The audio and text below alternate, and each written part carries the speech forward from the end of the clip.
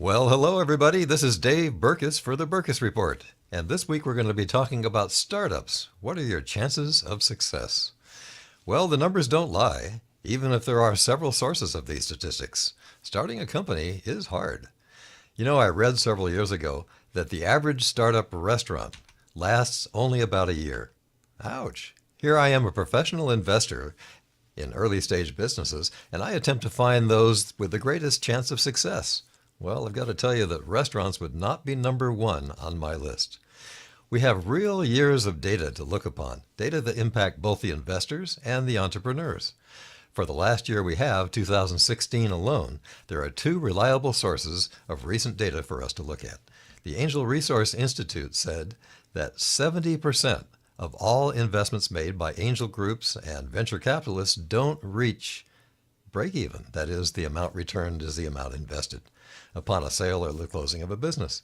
The great majority of those are outright losses. The Tech Coast Angels, one of the largest angel groups in the United States, published its data also for 2016, showing that 68% of all of their investments plunged to less than the amount invested. Well, attempting to get to the number of real failures of all startups, not just those with angel investment groups, Fortune magazine published an article saying that 90% of all of those startups do fail.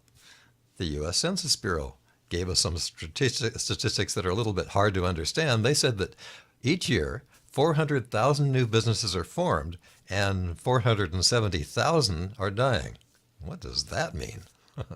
John Chambers, the former CEO of Cisco, stated that more than 1/3 of all businesses, not just startups, will fail. And that 1/3 will fail early on. And he stated that 1/3 will not survive their first 10 years. Well, that includes all businesses, not just startups, doesn't it? And Harvard University recently published a study that said that 3 out of 4 venture-backed startups fail. And the U.S. Labor Board, or Bureau of Labor Statistics, said that 50% of all businesses survive 5 years or more, and about 1/3 of them only last about 10 years.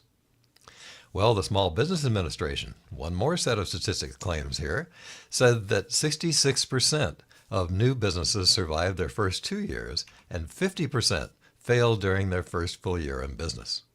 Although these aren't parallel studies or similar statistics, most of them seem to refute the Fortune magazine claim that 90% of all startups fail.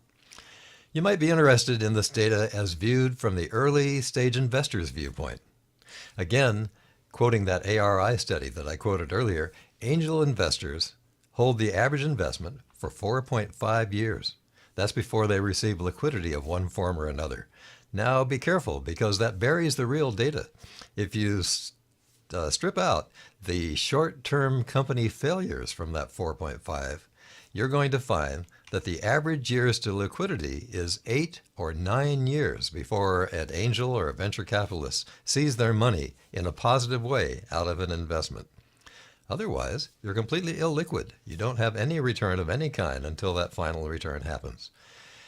Well, these early stage investors diversify into a lot of companies, and that helps. And if they're willing to wait long enough, it helps a lot.